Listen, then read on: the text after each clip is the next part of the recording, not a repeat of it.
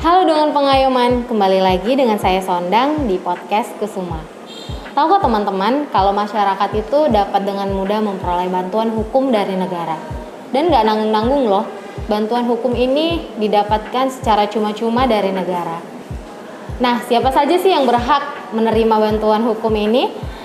Bersama kita sudah kehadiran Kak Maria Arbina Tambun, perancang peraturan perundang-undangan Kantor Wilayah Kementerian Hukum dan HAM Sumatera Utara. Halo Kak Maria. Halo Sonda. Ya Kak. Nih Kak, katanya bantuan hukum gratis ini mempermudah masyarakat. Dan ini juga katanya layanan ini ada juga di Kantor Wilayah Kementerian Hukum dan HAM Sumatera Utara ini. Apa sih Kak bantuan hukum gratis ini? Ya, jadi bantuan hukum gratis itu adalah pemberian jasa hukum cuma-cuma dari pemberi bantuan hukum kepada penerima bantuan hukum. Nah, pemberi bantuan hukum ini sudah ada organisasi bantuan hukum yang terakreditasi yang kita sebut dengan pemberi bantuan hukum. Nah, penerima bantuan hukumnya ini yang merupakan orang atau kelompok orang miskin. Oh, berarti pemberi bantuan hukum ini tidak semata-mata langsung dilaksanakan oleh kantor wilayah ya Kak? Iya. Oh gitu. Jadi Kak, siapa nih Kak yang berhak untuk menerima bantuan hukum ini? Nah, tadi sudah saya sebutkan sebelumnya. Jadi yang berhak menerimanya itu kita sebutnya sebagai penerima bantuan hukum. Itu adalah orang atau kelompok orang miskin yang dibuktikan dengan surat keterangan tidak mampu atau keterangan lain yang membuktikan dia adalah kelompok orang miskin. Berarti dia diberikan secara cuma-cuma? Secara cuma-cuma. Nggak cuma untuk semua masyarakat berarti Kak? Maksudnya dia hanya golongan tertentu saja. Betul, yaitu kelompok yang tidak mampu. Nah Kak, kalau masyarakat nih untuk menerima layanan bantuan hukum gratis ini, gimana sih Kak pelaksanaannya, prosedurnya? Nah, kalau prosedur sih sebenarnya tidak sulit ya. Jadi kalau memang ada masyarakat yang tidak mampu, yang berhadapan dengan hukum atau ada kerabat atau keluarganya yang berhadapan dengan hukum, cukup membawa dokumen berupa identitas diri atau identitas lain seperti KTP, keterangan domisili, kartu keluarga, SIM juga boleh. Lalu yang kedua itu dengan membawa surat keterangan tidak mampu juga, kalau punya kartu keluarga harapan boleh, atau mungkin kartu-kartu lain yang merupakan kartu program-program kesejahteraan dari pemerintah. Nah, 2 item ini saja langsung dibawa kepada Kantor Wilayah Kementerian Hukum dan HAM Sumatera Utara, atau boleh juga langsung ke pemberi bantuan hukum yang telah terakreditasi tadi. Oh gitu. Nih Kak, masyarakat nih bakalan ketemu langsung nih ke pemberi bantuan hukum. Nah, berapa sih Kak pemberi bantuan hukum yang udah bekerja sama dengan kantor wilayah ini? Kalau pemberi bantuan hukum yang telah bekerja sama dengan kita untuk periode 2022 sampai dengan 2024 itu ada 37 organisasi bantuan hukum atau pemberi bantuan hukum yang telah melalui proses verifikasi dan akreditasi. 37 ada ya, 37. Oke. Lalu Kak, apa aja sih nih Kak untuk menerima bantuan hukum gratis ini? Kasus-kasus yang seperti apa aja nih Kak yang bisa dilayani atau mungkin yang memang dilayani melalui bantuan hukum gratis ini? Ya, jadi kalau untuk bantuan hukum yang diberikan oleh pemerintah itu dikelompokkan dalam 2 ya. Ada litigasi dan non litigasi. Nah, yang litigasi ini dikelompokkan lagi menjadi 3, yaitu pidana, perdata, dan tata usaha negara. Nah, untuk non litigasi dia ada 9 kegiatan, mulai dari penyuluhan, pemberdayaan masyarakat, investigasi perkara, drafting dokumen hukum, konsultasi, mediasi, pendampingan luar pengadilan. Jadi ada 9 kegiatan yang bisa diberikan untuk kegiatan non litigasi. Nah, kalau misalnya pidana itu kan contohnya seperti narkoba misalnya, atau misalnya ada yang perjudian misalnya. Biasa banyak tuh kelompok orang miskin juga banyak yang tertangkap ya, terkena kasus perjudian ini juga banyak ya, tindak-tindak pidana ringan seperti itu. Jadi sampai dengan tindak pidana berat mungkin seperti pembunuhan, atau juga terduga pelaku pelecehan dan lain. Jadi semua kasus pidana, perdata, tata usaha negara itu bisa diberikan bantuan hukum gratis atau cuma-cuma dari pemerintah. Ada banyak berarti ada ya banyak, Kak? Ya. Itu hampir mencakup semua keluhan-keluhan yang dari masyarakat ya Kak? Betul sekali. Baik Kak. Nah, kalau misalnya tadi saya tertarik nih Kak dengan kelompok-kelompok yang tidak mampu itu. Nah, pada kenyataannya kan yang di masyarakat yang kita lihat dia ada yang sebagai pelaku mungkin atau mungkin jadi korban. ini apakah semua di backup sama bantuan hukum gratis ini atau hanya tertentu saja, misalnya hanya korban kah atau gimana Kak? Nah ini bagus sekali pertanyaannya. Jadi bukan hanya pelaku, bukan hanya korban, dan bukan hanya pelaku dan korban, tapi pelaku, korban, dan saksi itu bisa diberikan bantuan hukum cuma-cuma oleh pemerintah. Jadi di backup semua nih untuk ketiga pelaku, korban, dan saksi. Jadi sebagai apapun dia, ketika dia memohon bantuan hukum, dia memang orang tidak mampu, maka kita bisa memberikan bantuan hukum gratis kepada mereka. Baik Kak, berarti saksi juga dilindungi. Saksi juga, bahkan korban juga, dan yang paling penting pelaku. Ini pelaku juga ya dilindungi ya Kak. Wow. Lalu Kak, sejak kapan sih Kak kantor wilayah Kementerian Hukum dan HAM Sumatera Utara memberikan layanan bantuan hukum gratis? Jadi sebenarnya Undang-Undang Bantuan Hukum ini sudah ada sejak tahun 2011, yaitu Undang-Undang Nomor 16 tahun 2011. Namun implementasinya di seluruh Indonesia termasuk di Sumatera Utara itu baru pelaksanaannya 2 tahun kemudian, yaitu di tahun 2013. Jadi Kanwil Sumut sudah melaksanakan bantuan hukumnya ini tahun ke-9 ya, berarti ini tahun ke-9 sudah memberikan bantuan hukum kepada masyarakat miskin. Oh, udah cukup lama juga nih ya Kak. Dari 9 tahun nih berjalan bantuan hukum gratis di kantor wilayah ini Kak. Kasus apa yang jadi top kasus di bantuan hukum gratis ini? Sebenarnya banyak ya, ada banyak, ada contohnya yang terduga kurir narkoba ternyata bukan, akhirnya dibebaskan sampai dijatuhkan hukuman. Kemudian tahun 2020 pernah juga itu kasus di Sidempuan, seorang ayah ya, seorang laki-laki diduga juga sebagai kurir narkoba juga, kemudian dijatuhkan hukuman mati. Namun dari pendamping hukumnya mengupayakan untuk hukumannya itu bisa jauh lebih ringan sehingga tidak jadi tuh hukuman mati. Nah sementara kasus-kasus yang lain yang meskipun tidak viral menurut saya, contohnya itu kasus-kasus perlindungan anak dan perempuan memang sangat banyak tapi tidak viral.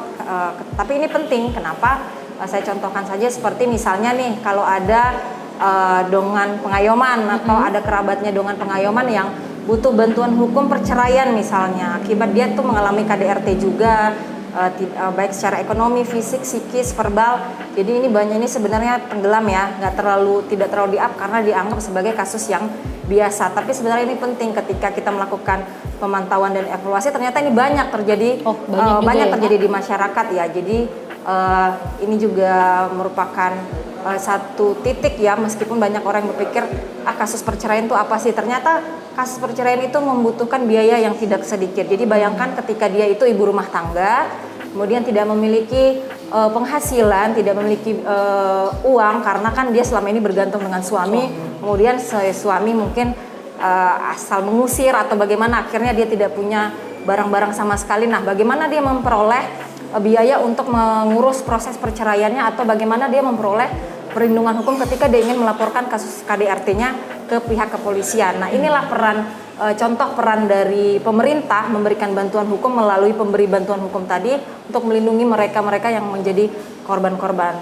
termasuk perempuan sebagai korban dalam kasus KDRT. Jadi penting juga, jadi semua kasus itu penting. Cuman memang kalau yang dibilang viral itu kita biasanya lihat dari putusannya. Ketika dia diputuskan hukuman mati, dituntut hukuman mati, ternyata vonisnya bisa jadi bebas murni atau berkurang gitu hukumannya. Nah itu yang viral. Tapi kalaupun tidak yang viral banyak, tapi menurut saya tetap harus menjadi perhatian dari pemerintah juga gitu. Baik Kak, lebih ke bagaimana kita melindungi. Saya lihat di sini perempuan yang tanda kutip jadinya tergantung dengan suami ya Kak. Iya benar. Dan mungkin ada juga ya ketakutan dari sang istri, bisa jadi nih Kak. Saya tadinya kepikiran juga pernah baca ya Kak, kasus yang KDRT, apalagi sebelumnya nih ada yang film yang lagi naik daun, layangan putus. Iya benar. Dibandingkan dengan kehidupan masyarakat yang mungkin nggak punya pekerjaan, ibu rumah tangga full gitu ya Kak, dan tidak punya modal untuk keberanian mungkin atau mungkin latar belakang pendidikan yang bagus, sehingga dia memilih lebih ke ya sudahlah, aku terima saja kondisi ini gitu ya Kak. Jadinya KDRT terus berlanjut gitu ya Kak. Nah berarti masyarakat di luar sana nih nggak perlu lagi khawatir. Karena masyarakat itu akan dapat bantuan hukum itu secara cuma-cuma. Khususnya untuk kasus ini juga harus lebih berani gitu lah ya masyarakatnya. Khususnya ini juga mendapat perhatian khusus ya, karena meskipun misalnya suaminya itu punya penghasilan cukup, tapi tidak tergolong orang miskin ya, tapi karena dia perempuan sebagai korban, dirampas hak-haknya, dipaksa untuk meninggalkan yang seharusnya dia ada hak di dalam pernikahan tersebut, maka kita bisa memasukkannya, mengkategorikannya sebagai kelompok orang miskin, gitu, orang atau kelompok orang miskin. Oke Kak. Nah untuk top kasusnya nih Kak, maksudnya kasus yang paling banyak ditangani oleh pemberi bantuan hukum yang sudah bekerja sama dengan kantor wilayah ini apa Kak? Kalau di Sumatera Utara itu paling tinggi penanganan kasus adalah kasus narkoba. Jadi bisa dilihat di situ bahwa pengguna narkoba di Sumatera Utara ini cukup banyak. Cukup banyak ya Kak? Iya benar sekali gitu. Oke, berarti kasus yang tertinggi itu adalah kasus narkoba. Lalu Kak, apakah dengan bantuan hukum gratis yang sudah diberikan ini itu dapat meringankan atau memang tujuannya untuk meringankan putusan atau gimana Kak? Jadi kalau bantuan hukum gratis ini tidak ada jaminan ringan dan tidak ada juga jaminan bebas apalagi ya. Tapi kita berusaha untuk mengedepankan access to justice. Jadi terbuka ruang bagi seluruh masyarakat, tidak terbatas kepada orang atau kelompok orang miskin, untuk didampingi, untuk diberikan haknya atas bantuan hukum, didampingi selama proses peradilan ini sampai dengan selesai, sampai dengan inkrah. Jadi kalau kita bilang itu lebih ke memberikan bantuan hukum agar dia dijatuhkan hukuman kalau memang dia terbukti bersalah, diberikan hukumannya sesuai dengan perbuatannya.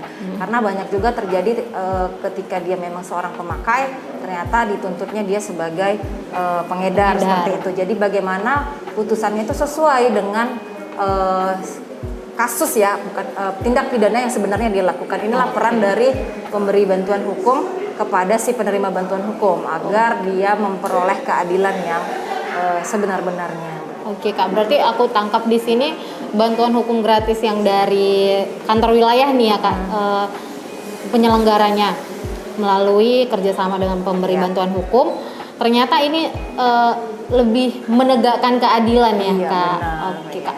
Lalu Kak, ini kan cuma-cuma. Apa ada nih biaya-biaya tertentu yang akan dikeluarkan nantinya atau memang pure dia cuma-cuma Kak? Benar-benar cuma-cuma, benar-benar gratis, tidak dipungut biaya sepeser pun ya. Justru kalau pemberi bantuan hukum itu memungut biaya dari si penerima bantuan hukum, malah mereka akan dikenakan sanksi pidana seperti itu. Gitu. Iya.